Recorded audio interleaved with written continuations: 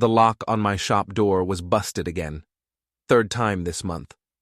I crouched in the dim streetlight, fumbling with my tools like some amateur breaking into his own place. The irony wasn't lost on me, 20 years as a locksmith, and I couldn't keep my own door secure. My phone buzzed. Lisa's text lit up the screen. "Friend needed company, be home soon." I typed back without thinking, "Say hi to Chris." The words hung there in the blue glow. Something cold twisted in my gut. Why did I say that? Chris was Lisa's college roommate, her best friend forever. They'd been spending a lot of time together lately, girls' nights, wine tastings, yoga classes that ran until midnight. Weird yoga schedule, I muttered, finally getting the lock to turn. Inside my cluttered shop, surrounded by key blanks and lock mechanisms, I sat in the dark. The rational part of my brain said I was being paranoid. The other part, the part that noticed Lisa's new perfume, her late-night phone calls, her sudden interest in working out, that part was screaming. My phone buzzed again. Not Lisa. My buddy Jake from the boxing gym. "Saw your wife's car outside Chris's loft on Maple Street. Thought you should know." I stared at the message. Lisa had said she was at her sister's house across town. Her sister lived nowhere near Maple Street. "Must be a mistake," I whispered to the empty shop. But my hands were already shaking. I drove home through empty streets, Jake's words echoing in my head. Our house looked normal, porch light on, Lisa's car in the driveway. She was in the kitchen, humming while loading the dishwasher. "How was your sister's?" I asked. "Oh, you know Sarah. Drama with her boyfriend again." Lisa didn't look up. "I'm exhausted, going to bed." She kissed my cheek, a quick, distracted peck, and headed upstairs. I sat at the kitchen table, staring at nothing. On the counter, Lisa's phone lit up with a notification. The preview made my blood freeze. "I can't wait to feel you again. Chris." Before we dive deeper into this story, I have one small request. Please subscribe, drop a like, comment, and hit that hype button to boost this channel so more people can discover these incredible Reddit stories. I didn't sleep. Couldn't. I lay next to my wife of 18 years, listening to her breathe, wondering how long she'd been lying to me. The Chris I knew was Lisa's college friend, tall, artsy, the kind of guy who wore scarves in summer and talked about finding himself through pottery. Apparently, he'd found himself between my wife's legs. The next morning, Lisa was gone before I woke up. "Early showing," read her note. "Love you." The words felt like a slap. At the shop, I couldn't focus. Every lock looked like a puzzle I'd forgotten how to solve. My hands, usually steady and sure, fumbled with the simplest repairs. Jake stopped by around noon, took one look at me, and shook his head. "You look like hell, Tom." "Feel worse." I set down my tools. "That text you sent last night? Man, I'm sorry. I debated whether to tell you." Jake pulled up a chair. "But if it was my wife, I'd want to know. How long have you known?" "Couple months. Seen them together 3, maybe 4 times. Always thought it was weird, but..." He shrugged. "Figured it wasn't my business until last night." "What was different about last night?" Jake's face went red. They were kissing in his doorway, full on making out like teenagers. The wrench in my hand bent. I hadn't realized I was squeezing it. "What are you going to do?" Jake asked. "I don't know yet." But that was a lie. Ideas were already forming. Dark, twisted ideas that would have scared the old me. "First, I need proof." That evening, I followed Lisa. She said she was going to yoga, but her car headed straight for the arts district. Chris lived in a converted warehouse, all exposed brick and floor-to-ceiling windows. Very bohemian, very expensive. I parked across the street and waited. 40 minutes later, Lisa emerged from the building, hair mussed, lipstick gone. She looked around nervously before getting in her car. I had my proof. Now, I needed my revenge. The next morning, while Lisa showered, I went through her purse. Credit card receipts told the story. Hotel charges, expensive restaurants, a jewelry store I'd never heard of. All on dates when she claimed to be working late or visiting friends. Find what you're looking for? Lisa stood in the doorway, wrapped in a towel. I held up a receipt from the Marriott downtown. Business meeting? Her face went white, then red. Tom, I can explain. Can you? Because this says you checked in at 2 p.m. on a Tuesday. Funny thing about Tuesdays, that's when you said you were showing houses to the Peterson family. I called them yesterday. They said you canceled. Lisa sat on the bed, her composure cracking. It's not what you think. It's exactly what I think. I stood up, pocketing the receipts. The question is, what are we going to do about it? We can work through this. Marriage counseling, whatever you want. Tears started flowing, real ones, not the crocodile tears she used to get out of traffic tickets. Oh, we're going to work through it, I said, heading for the door. Just not the way you think. The war had begun, and Lisa had no idea what she was up against. I spent the weekend planning. Lisa tried to act normal, cooking my favorite meals, suggesting we watch movies together. But I could see the fear in her eyes. She knew I knew, and she was terrified of what came next. Monday morning, I visited Chris's building. The landlord, a gruff guy named Murphy, was replacing a broken mailbox in the lobby. Excuse me, I said, putting on my most professional voice. Tom Mitchell, locksmith. One of your tenants called about upgrading their security? Which unit?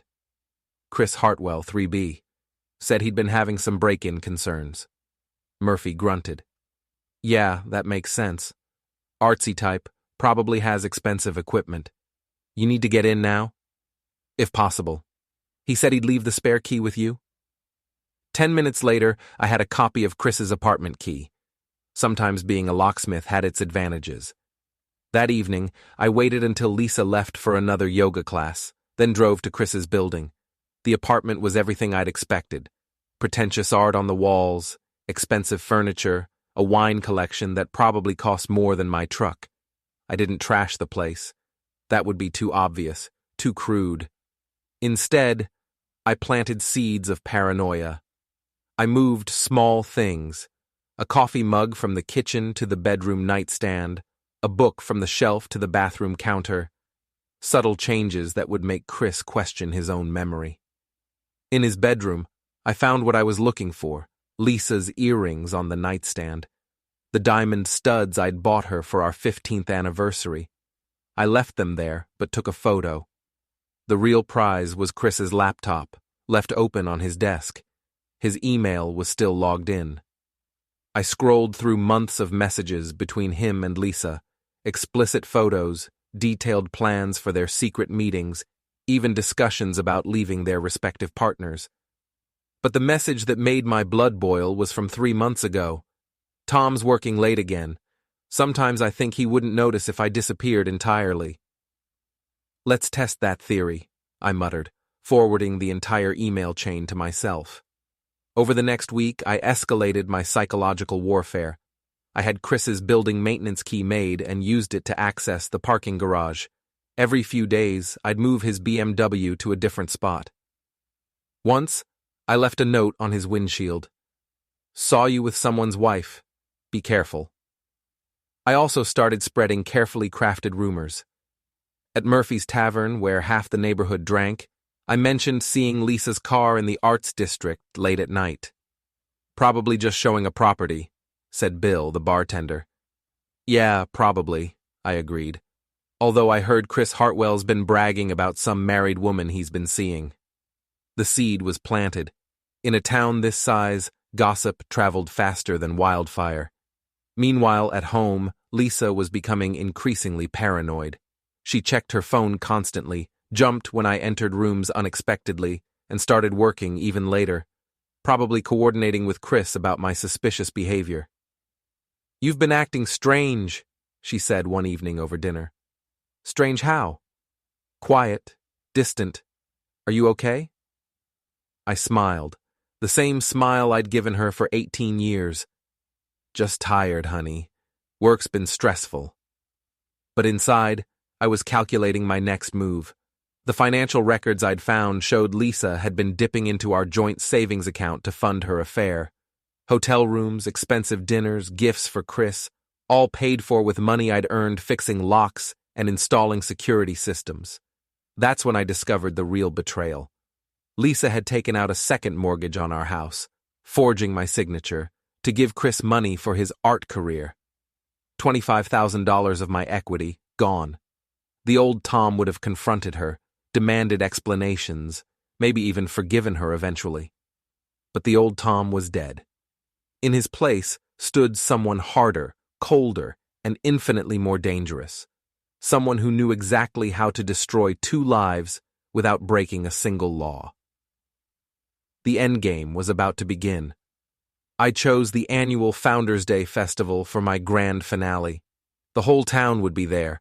Friends, neighbors, Lisa's co-workers, Chris's pretentious artist friends. Maximum audience for maximum humiliation. But first, I had to isolate my targets. I started with Chris's art studio, a converted garage behind the main building where he rented space. Using my copied key, I entered after midnight and systematically destroyed months of work. Paint across canvases, sculptures smashed, his precious pottery wheel sabotaged. On the wall, in red paint, I wrote, "Home Wrecker." The next morning, Chris called the police. They found no signs of forced entry, no fingerprints, no evidence. Just the word on the wall and thousands of dollars in damage. Probably someone with a grudge, Officer Martinez told Chris. "You been seeing anyone's wife lately?" The question hit its mark. Chris's face went pale. Phase 2 targeted Lisa's professional life. I discovered she'd been using her real estate office's escrow account as a personal piggy bank, borrowing money for her affair, then replacing it before audits. It was technically legal, but ethically questionable, and definitely against company policy. I mailed copies of Lisa's bank statements and credit card receipts to her boss, along with a note. "Thought you should know where your top agent's priorities lie." Lisa was fired that afternoon. She came home in tears, throwing her purse across the kitchen. "Someone's been watching me, Tom. They sent evidence of my personal life to Richard." "Evidence of what?" I asked innocently. "You know what?" Her voice was barely a whisper. "The affair." "Ah." I nodded calmly. "With Chris." She stared at me. "You've known?" "For weeks. The question is, what are you going to do about it?" "I'll end it. I'll do whatever you want. Please, Tom, don't leave me." "Leave you?" I laughed, a sound that made her step backward. "Lisa, I'm just getting started." Festival Day dawned bright and clear. Main Street was packed with families, food vendors, and a small stage where local politicians gave speeches and the high school band performed. I'd volunteered to help with the sound system, my way of ensuring access to the microphone. Lisa and Chris were both there, trying to act normal while their worlds crumbled around them. Lisa had been getting threatening phone calls. I'd hired a kid to make them using a voice changer. Chris had been evicted from his studio and was facing a lawsuit from his landlord for the damage. At 2 p.m., I took the stage. "Ladies and gentlemen," I began, my voice echoing across the crowd, "I want to tell you a story about trust, betrayal, and the price of loyalty." Lisa, standing near the food trucks, went rigid. Chris, by the beer tent, started pushing through the crowd toward the stage. 18 years ago, I married the most beautiful woman in this town. Lisa Patterson, now Lisa Mitchell, promised to love, honor, and cherish me until death do us part. The crowd was listening now, sensing drama. But Lisa had a different interpretation of those vows. She thought until death do us part meant until someone more interesting comes along. "Tom, stop!" Lisa shouted from the crowd. "Like Chris Hartwell, for instance. You all know Chris, local artist, sensitive soul, home wrecker extraordinaire." Chris reached the stage, his face purple with rage. "You're insane!" "Am I?" I pulled out my phone, connected it to the sound system. Let me share some text messages with everyone. Lisa's voice filled the air, reading her own words. Tom's working late again. Sometimes I think he wouldn't notice if I disappeared entirely. Then Chris's voice. Maybe it's time he found out. We could be together openly. The crowd was dead silent now. Lisa was crying, Chris was shouting, but I wasn't finished. But here's the really interesting part, I continued. They didn't just betray me emotionally, they stole from me financially. $25,000 to be exact. Forged my signature on loan documents to fund their little love nest. I held up the paperwork. All documented, all legal, all about to be resolved through civil court. Chris lunged at the stage, but security held him back. Lisa was pushing through the crowd, desperate to reach me. The house is being sold, I announced. The mortgage Lisa took out in my name has been reported as fraud. Chris's art career is over. Turns out his landlord doesn't appreciate tenants who destroy property. I smiled at the crowd, hundreds of faces staring back at me in shock and fascination. Some of you might think I'm being cruel, but I prefer to think of it as educational, a public service announcement about the consequences of betrayal. I stepped down from the stage as chaos erupted around me. Lisa reached me first, grabbing my arm. "You've destroyed everything," she screamed. "No," I said calmly. "You destroyed everything. I just made sure everyone could see the wreckage." Chris broke free from security and charged at me. I sidestepped easily. 18 months of boxing with Jake had improved my reflexes. Chris stumbled and fell face first into the dunk tank behind the stage. The crowd erupted in laughter and applause. Someone started chanting, "Jerry, Jerry," like we were on a talk show. As Chris sputtered in the water and Lisa sobbed in front of half the town, I walked away. My phone was already buzzing with interview requests from local news stations. By evening, the story would be regional news. By tomorrow, it might go viral. I'd lost my wife, my marriage, and probably half my friends. But I'd gained something more valuable. The satisfaction of perfect revenge, executed flawlessly and completely legally. Lisa and Chris would spend years rebuilding their lives, their reputations, their finances. Every time someone in town saw them, they'd remember this day. Remember the man who loved his wife enough to destroy her when she betrayed him.